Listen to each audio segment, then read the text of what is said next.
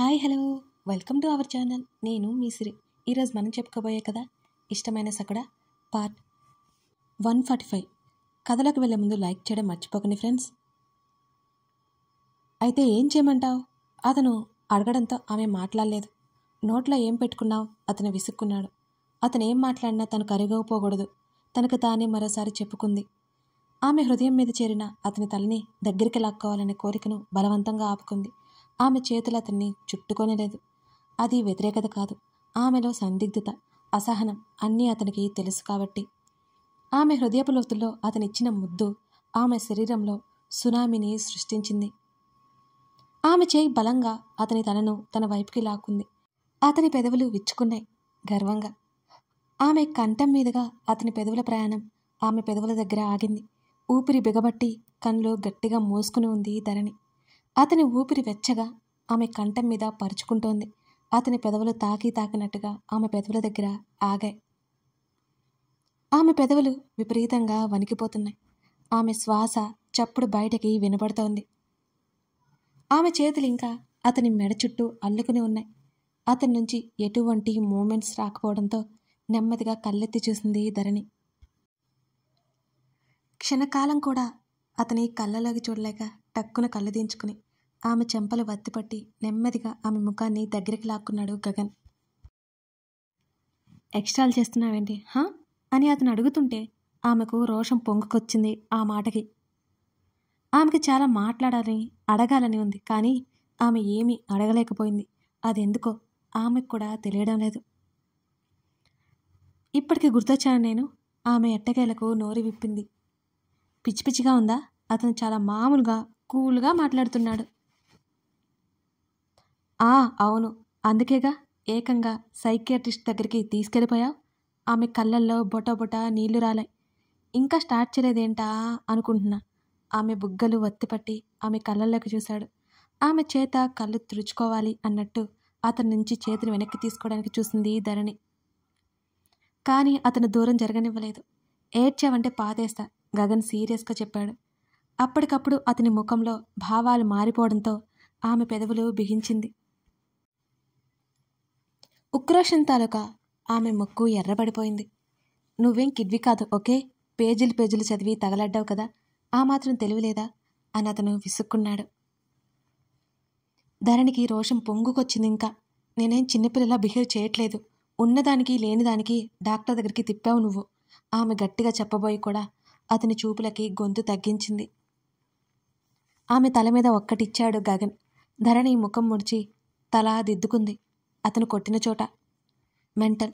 ఒక పర్సన్ కాస్త లో ఫీల్ అయినా సరే వాళ్ళే స్వయంగా వెళ్ళి మరీ డాక్టర్ని కన్సల్ట్ అవుతున్నారు. ఈ బుర్రకి ఎక్కితే కదా మొద్దు అంటూ మరొకటి పొడిచాడు అతను. పెదవి విరిచి ఆమె పెద్ద పెద్ద కళ్ళని చిన్నవి చేసి ఏడుపు మొహం వేసింది ధరణి. నేనేమీ లో ఫీల్ అవ్వలేదు. నేనెందుకు అలా ఫీల్ అవుతాను? ఆమె ఎదే ఏడుపు గొంతుతో ఉక్రోషంగా అంది.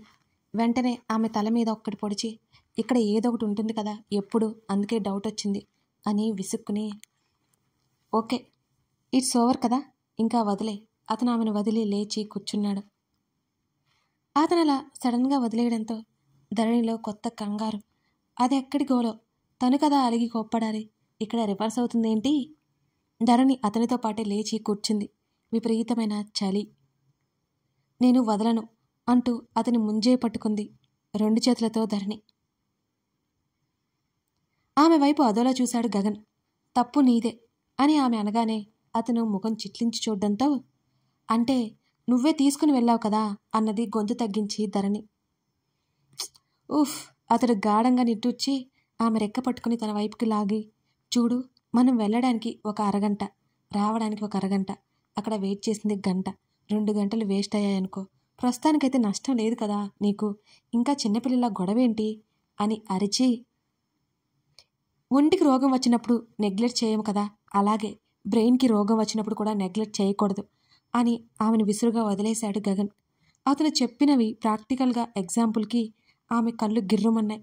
మరో మాట మాట్లాడడానికి తావు లేకుండా పోయింది. తన వాదనకి ఛాన్సే లేదు కదా ధరణికి. అతను మాటలు విన్న తర్వాత అనవసరంగా తను ఎక్కువ ఆలోచిస్తుందేమో అనే ఒపీనియన్ కూడా ఆమెలో కలిగింది. ఎప్పుడు ఇంతే అతను. తన ఆలోచనల్ని తారుమారు చేస్తాడు. అరే, ఇందాకటి వరకు తను ఎంత గట్టిగా పట్టుపట్టింది. అతను వచ్చాక మొత్తం వెళ్ళగక్కాలని చూసింది. కానీ ఏం జరిగింది ఇప్పుడు? తనే ఓవర్ రియాక్ట్ అయినట్టే క్రియేట్ చేసేశాడు గగన్. ధరణికి ఒక్కసారిగా నీరసం అతని భుజం మీద వాలింది. పడుకో. తన చేతిని వదిలించి బెడ్ దిగాడు. ధరణి మూతి పక్కకు పోయింది. అతను ఒళ్ళు విరుచుకుంటూ బాల్కనీ వైపుకి వెళ్తుంటే చలిగా ఉంది బయట అంటూ వెనక నుంచి అరచింది ఆమె. నాకు తెలియదులే అన్నట్టు ఓ చూపు చూశాడు ఆమెని. అయ్యయ్యో, తన వల్ల అలా చిరాకుపడి వెళ్ళిపోతున్నాడని ధరణి ఫీలింగ్. ఆమె దుప్పటి తీగానే ఒకసారి వణుకు వచ్చింది. అందులోనూ తన స్వెటర్ కూడా తగిలించుకుంది. తప్పదుగా అతని దగ్గరికి వెళ్ళింది. చేతులు కట్టుకుని ఒక భుజం గోడకి ఆనించి విండో నుంచి బయటకు చూస్తున్నాడు అతను. అతని ఆఫ్ అండ్ టీషర్ట్ చూస్తూ రాయి అనుకుంది మనసులోనే ధరణి. ఆమె పాకెట్ల నుండి చేతులు బయటికి తీసి అతని చల్లటి చేతిని పట్టుకుని కాస్త వెనకగా అతని భుజానికి తలానించిందామె. అతడు గోడ గడియారం వంక చూశాడు.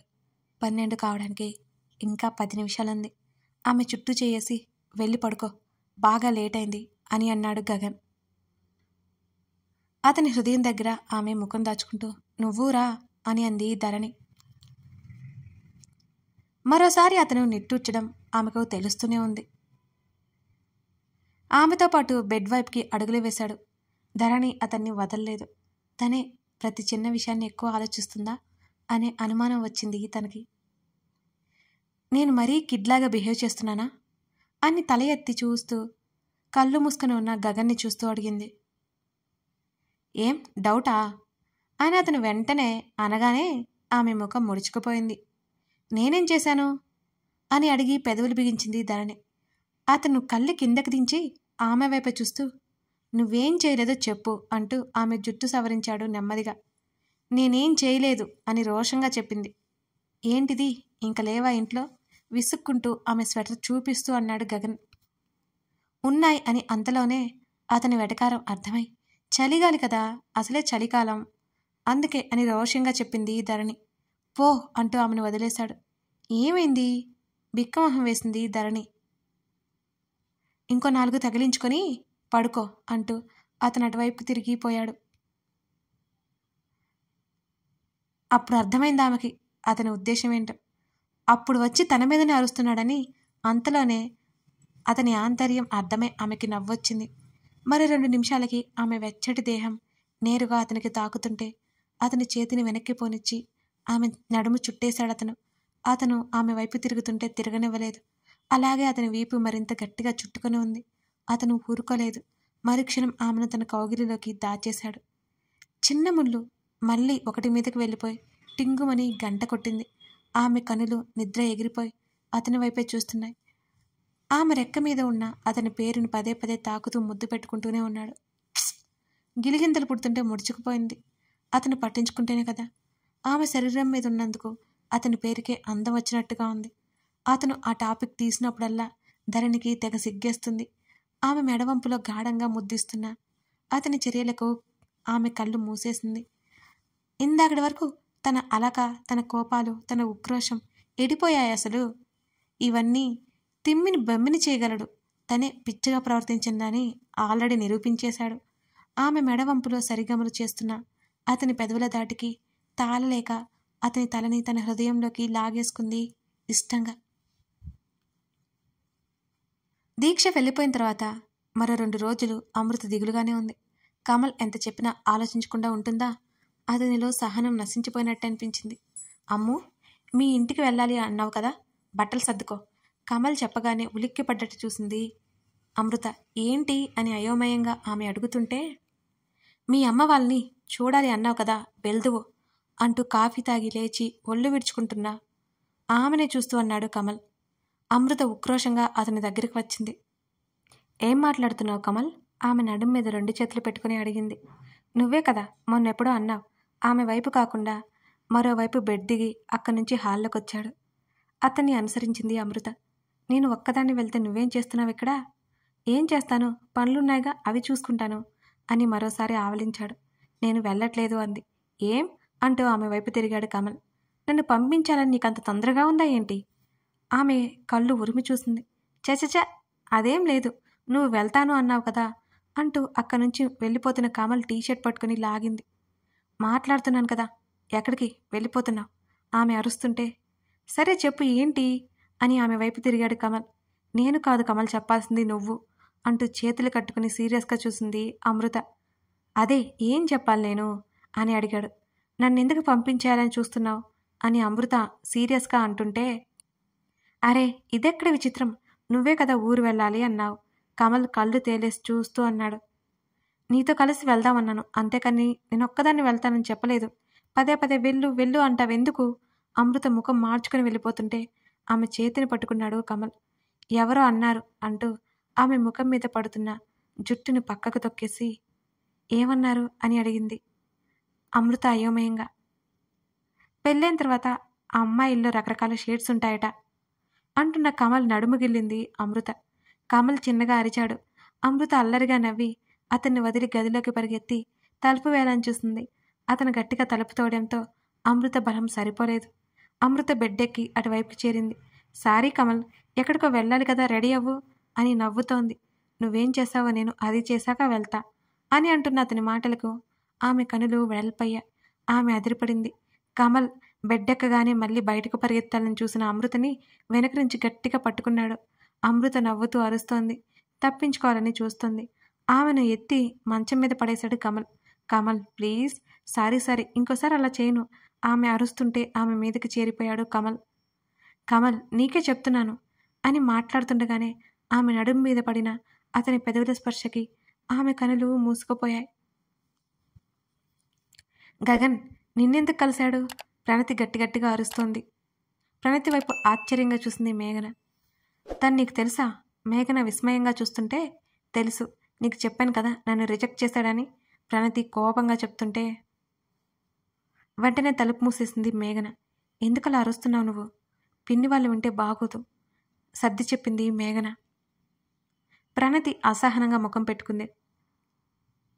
సరే ఇది చెప్పు, తను నీకెలా తెలుసు అని అడుగుతూ మేఘన చేతి మీదున్న జీ అనే అక్షరం పచ్చబొట్టుని చూపించి, మేఘ జీ అంటే గగన్ కదా, కాదు కదా?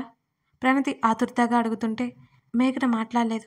నిన్నే అడుగుతున్నాను చెప్పు మేఘన అరిచింది ప్రణతి. తనే మేఘన నోటి నుంచి నెమ్మదిగా వచ్చింది. ఏంటి? ఒక్క అరుపు అరిచింది ప్రణతి. ష్, ఎందుకలా అరుస్తున్నావు? మేఘన విసుక్కుంది. నీ మాటలు వింటుంటే నాకు పిచ్చి పట్టేలా ఉంది. అటు నిన్ను రిజెక్ట్ చేశాడు, ఇటు నన్ను రిజెక్ట్ చేశాడు. అయినా సరే బుద్ధి లేకుండా కలుస్తున్నావా నువ్వు అతన్ని? నిన్న కూడా నువ్వు అతన్ని కలిసావు కదా, నా ఫ్రెండ్ చెప్పింది అని కోపంగా అంది ప్రణతి. తనకు ఆల్రెడీ పెళ్ళైపోయింది ప్రణతి, ఇక వదిలే అని అసహనంగా అంది మేఘన. తనకు ఆల్రెడీ పెళ్ళైపోయింది, మరి ఎందుకు నువ్వు తిరుగుతున్నావు దాంతో అని ప్రణతి అడిగింది. పిచ్చి పిచ్చిగా మాట్లాడుకు ప్రణతి, తను నాకు ముందు ఫ్రెండ్, ఆ విషయం గుర్తుపెట్టుకో. ఇంకోసారి ఈ టాపిక్ నా దగ్గర మాట్లాడుకో అని గట్టిగా అరిచి అక్కడి నుంచి బయటికి వెళ్ళిపోయింది మేఘన. ప్రణతికి మనశ్శాంతి మొత్తం పోయింది.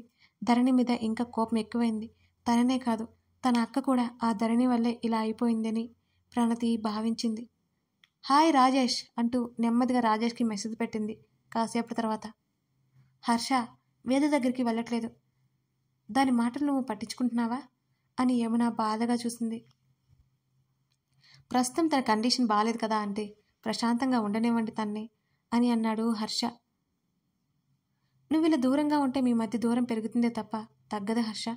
నువ్వు దగ్గరుంటేనే తనకి ఏదైనా గుర్తుకొస్తుంది అని ఆవిడ చెప్తుంటే, అంటే ఇట్స్ ఓకే ఆంటీ, కానీ దానికి టైం ఉంది. వాళ్ళిద్దరూ మాట్లాడుకుంటుండగానే వేద అరుపు గట్టిగా అనిపించింది.